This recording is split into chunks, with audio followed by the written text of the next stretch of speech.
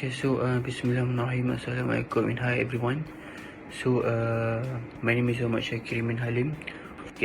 First we go through the definition. The definition is Pokemon is a construction that refer to the process of selecting the most appropriate method to acquire services and resources needed for construction projects. It also play a crucial role in determining how the project is planned, designed, managed and delivered. The importance of Pokemon also significantly influence several key aspects in the project, such as the timeline, the cost efficiency, the risk distribution, and the overall quality of a final outcome of the project. For the type of Pokemon method, in this industry, there are a lot of type Pokemon method used. Among the Pokemon method available is such as traditional contracting, design and build, construction management and public-private partnership. For this project, for the case study, the procurement method that used is we call a specific PPP model, or we call it build, lease, maintain and transfer, BLMT. So under this method, a private company will finance, design, construct and maintain the facility, and under a fixed period they will lease it to the government. We continue to the next slide. As you can see in the next slide is 1.1, introduction to the case study. As you can see in the slide, I highlight 4 main points, which is the first one is a procurement method that used in this project, and by who the project is initiated by, and the implementation approach used in this project, and also the third point is the project key information. As you can see, the project title is Cadangan Bangunan Kerajaan di Pasal F, Putrajaya secara inisiatif pembiayaan swasta PFI. For the procurement method that used in this project is BLMT, which is in this model, private company were responsible for financing, designing, constructing and maintaining the facilities before leasing it to the government over a fixed concession period. The benefit of this procurement method is to help government in terms of financial and the maintenance of the building. This project is initiated by Jabatan Kerja Raya Wilayah Persekutuan Putrajaya, also known as JKRWPP, and the implementation approach such as I mentioned before, which is a BLMT model. And several key information for this project is the total cost is ringgit Malaysia 1.89 billion, and the duration of the project also take about 42 months before its completion in June 2017. In the next slide 1.2, we will discuss on the nature of the project. As you can see, there are 2 infographic figure in the slide. The left one is for Parcel F main development, and the right one is the table for the role and the organisation that participate in this project. Parcel F is one of the biggest government office development in Putrajaya. This site cover 33.47 acre and include 10 office block, a shared building facility, and also a multi-story car park and many supporting others infrastructure. The block for this development is between range 8 to 11 floor, and the design is to serve 5,000 government staff. The building include a modern facilities, and the project use several consultant, engineer and architect to ensure the high quality standard of outcome product. That's all for my part. Next is I will pass to my friend, next presenter, LIYANA.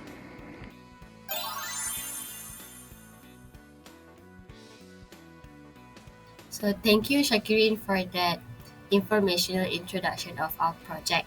So now I'll be introducing you to the BLMT procurement method, which is a public-private partnership or PPP approach, primarily used for infrastructure and public service projects. So the BLMT model stands for build, lease, maintain and transfer, and it plays a significant role in mobilizing private sector investment to finance, build and also operate public asset before handing them back to the government. So let's look at the purpose of this method. So first, It elevates budget constraint by attracting private investment, indirectly reducing the need for large upfront government spending. Second one, it helps to accelerate infrastructure development, significantly improving public service delivery faster. Third one, the model leverage private sector expertise in areas like construction, operations, and maintenance. And finally, it ensures a long-term infrastructure quality through sustained maintenance responsibility before the asset is transferred to public ownership. So now let's dive deeper into how BLMT model works across its four main phases, which is build, lease, maintain and transfer, and also its supporting components. So the first one is build. So private entities conduct feasibility studies, secure financing, and construct the infrastructure to government specifications.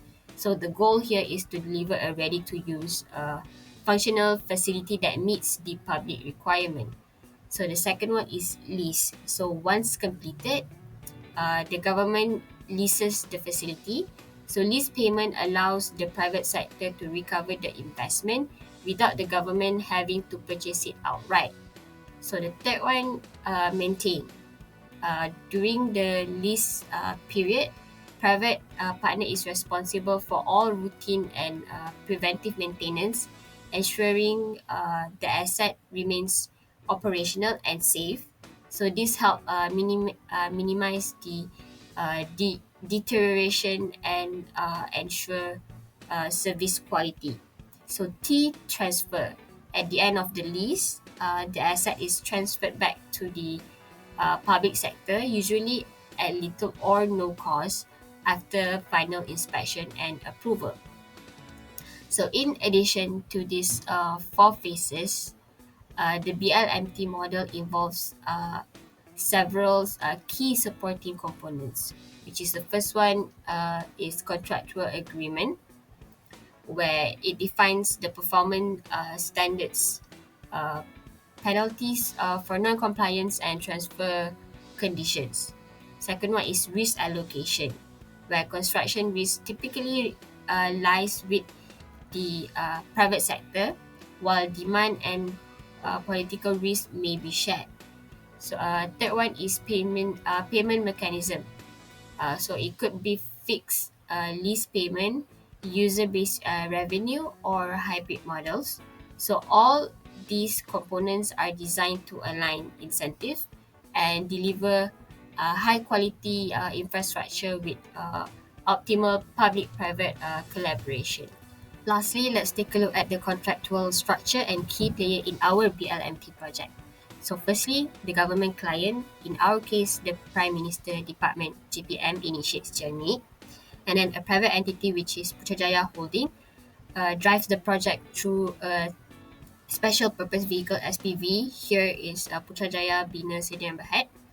So the SPV works with a financial like BNM, Bank Negara Malaysia, which use instrument like Sukuk or mutual fund program to raise capital. And then further down the chain, consortium companies are formed as subsidiaries to handle different project aspects. Construction contractors who were Sunway Construction manage the physical infrastructure work, and then project management and facility teams, which is KLCC project Sdn Bhd, oversee the design, risk, and time management. And then lastly, a project consultant ensures the compliance with design, engineering, and safety standards. So this structure allows for shared responsibility, and also it optimizes performance across the life cycle of the asset. So next, I'll pass to Alia for a better understanding on the process of concession agreement of our project. Now that we have an idea of what the BLMT method is and the relationship between key parties in the Parcel F project as presented by LIYANA, so let's go through the process of the concession agreement for this project. So started on July 2010, the BLMT procurement method was introduced in Malaysia's construction industry. Then on December 2012, the Cabinet of Ministers approved the project proposal of Parcel F. This showed the government's support and allowed the project to move forward. So later on April 2015, the Cabinet agreed to continue with the project after making some changes in terms of its scope. So these changes include reducing the number of blocks, the overall area and the number of staff. So a major step happened on August 2015 when the government signed the concession agreement with PBSB, the private partner. So this agreement outlined the roles, financial details and long-term plans under the BLMT method. So on September 2015, the site was officially handed over to Sunway Construction Sdn Bhd, marking the start of the constructions of this Parcel F complex. The process of the Parcel F complex development began on April 2016 with the appointment of government representative, which is Dato' IR Haji Habali Ibrahim, who played a crucial role in overseeing the execution of the concession agreement. Shortly after, construction of the Parcel F complex officially commenced, marking the beginning of a significant infrastructure project. After nearly 3 years of development, the construction was successfully complete on April 2019. Following the completion, the government issued the Certificate of Acceptance, confirming that the project met all contractual and quality standards. So the next day, the Parcel F building was officially leased to the government, specifically to the Jabatan Kerja Raya Wilayah Persekutuan Putrajaya under the BLMT procurement method. Subsequently, on January 6, 2020, government staff began migrating into the new facility, officially commencing operations within the Parcel F complex. As part of the BLMT agreement, the government will lease the building for a period of 25 years. So upon completion of this lease term, on November 2044, so full ownership will be transferred to the JKRWPP. So, this is the summary of build, lease, maintain, transfer method in Parcel F project. As described before, the building construction carried out by the Sunway Construction along with its own consultants under the design and build procurement. So, upon project completion, Putrajaya Bina Sdn Bhd leased the building to JKRWPP for 25 years. So, the maintenance works will be carried out by KLCC projects using building information modeling technology. And lastly, after the end of lease period, the ownership will be transferred to the JKRWPP and the government got full ownership of this Parcel F building.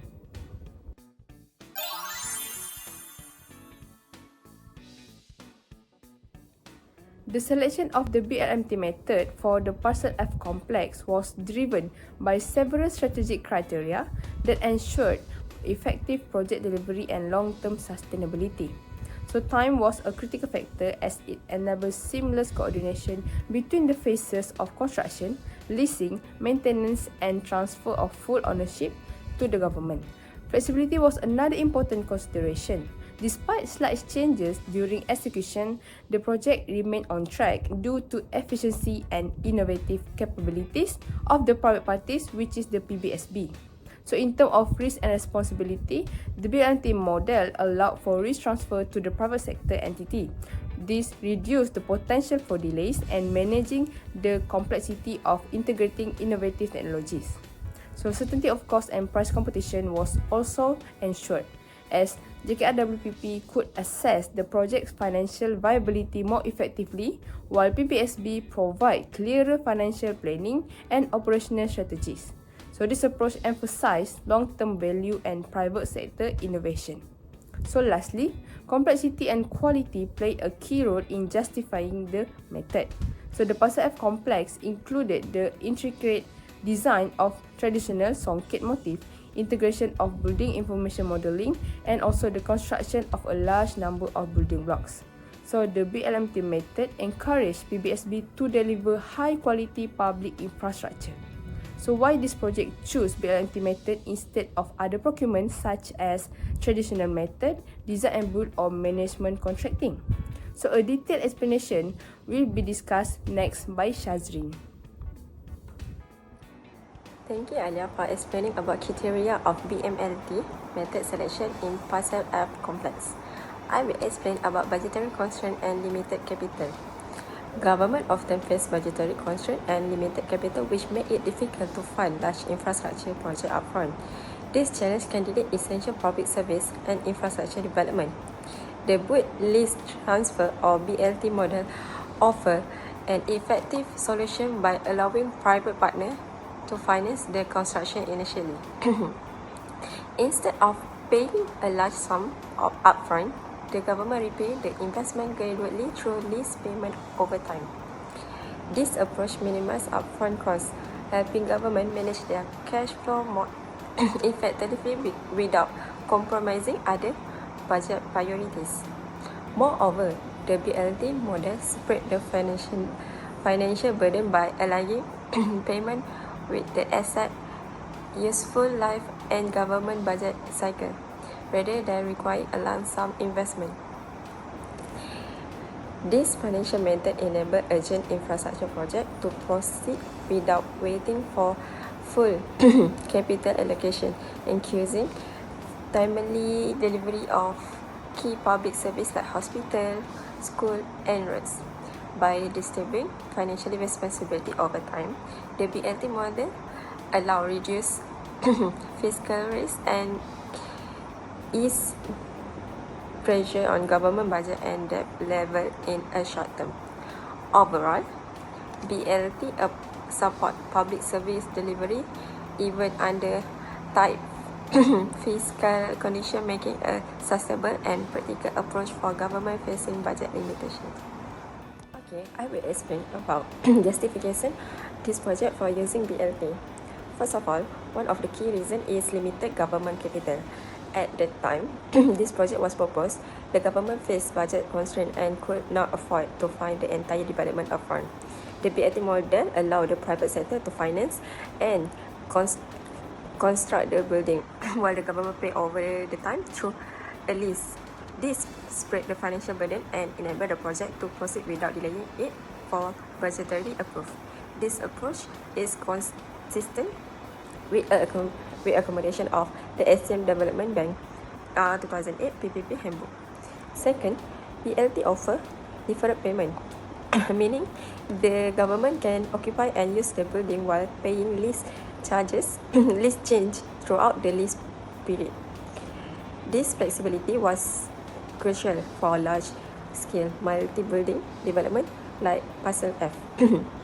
Third, it enables risk transfer. Under BLT, the private sector is responsible for design, construction, financing, and even under maintenance during the lease. This reduces the financial and technical risk for the public sector, as supported by YASMIN in 2011.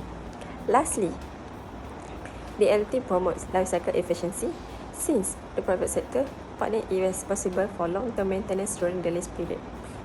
There is a built-in incentive to ensure high-quality construction and operational performance. Okay, now I will explain comparing the procurement method with other models like design and build and traditional method. For design and build, with one company take care of both the design and construction, which make communication simple and reduce confusion. This is because the design and building phase overlap project often finish faster, which great when time is tight. Next, it is they will having a single point of responsibility also mean favor dispute between parties. But however, sometimes this method focus on cutting costs but can impact the quality or creativity of the design. Client might also feel they have less control over design decision.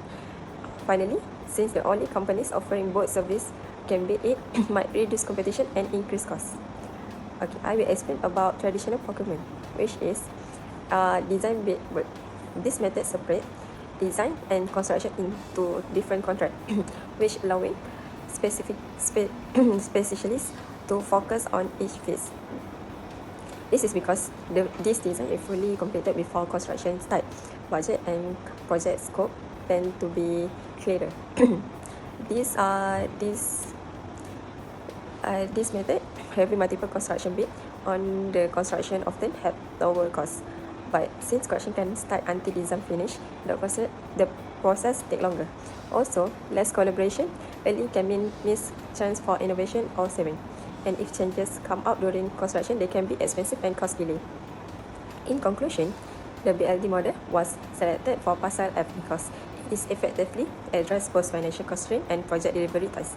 It enable time completion without burdening the national budget and ensure the quality is maintained throughout the lease period. This made BLT the most strategic choice for the government and under the financial incentive. Okay, I will pass my presentation to ARIEF for explaining the advantages and disadvantages of this method.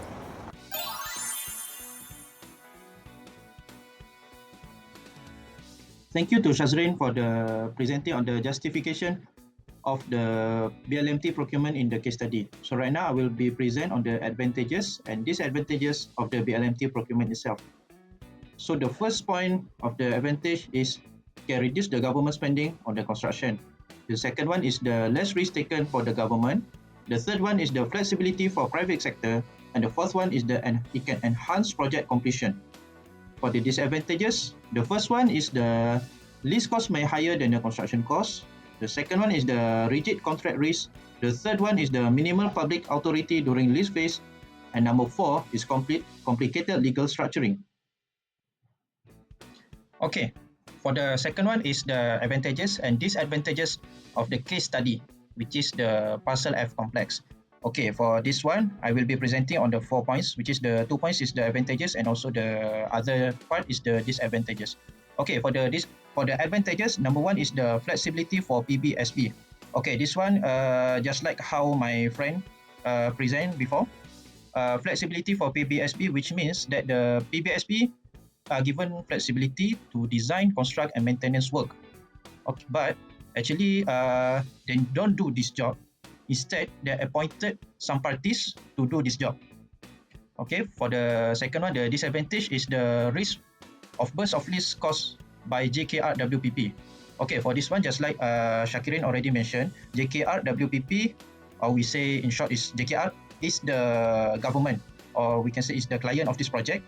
Okay, for this part, actually based on the problem faced by this project, we can say that those due to discrepancies between the area of building in drawing and actual on-site, JKR in risk to pay higher lease amount to cover back the additional cost, which means that during the drawing phase, it already mentioned a specific amount of area for the building, but during the construction phase, there's some sort of additional area that need to be built.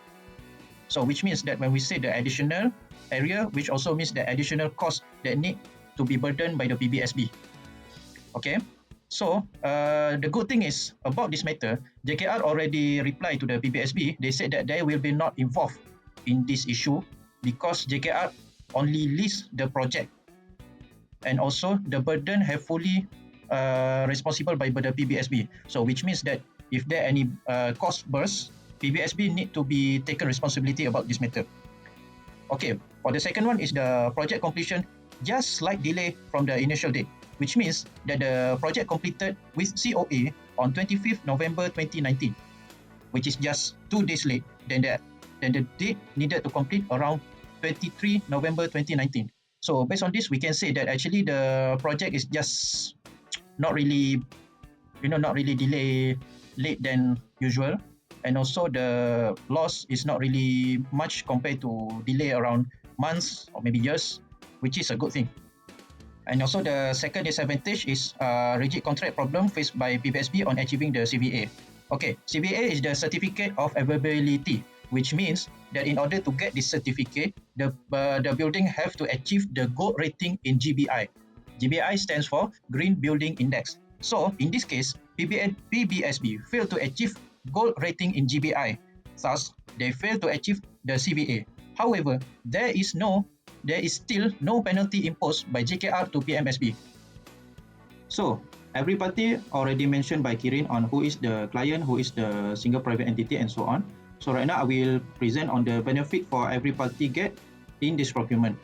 So the first one is the JKR WPP, which they are less risk taken by them in terms of design and construct. For the single private entity is the PBSB, which they are given the flexibility to manage the project from design to construction phase. So the PBSB appointed the Sunway Construction, which given authority to do the design and build, and also to the KLCC project, which they are in charge of the consultation and also in the maintenance of the project.